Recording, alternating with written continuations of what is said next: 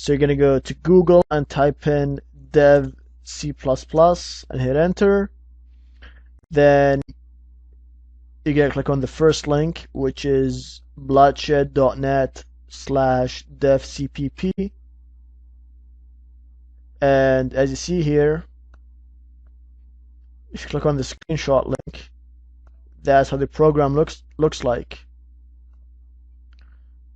Alright, so if you click on the download and click on dev C++, scroll down and click to go to download page, and then as you see here, it tells you all of the requirements, and then under the downloads, download the latest release.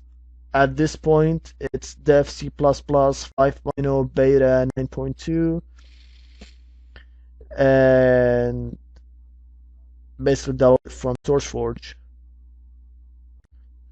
Then after you download it, you're gonna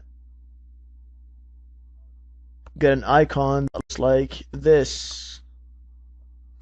So double click on this one, and then it's gonna ask you to configure some options. Pretty easy.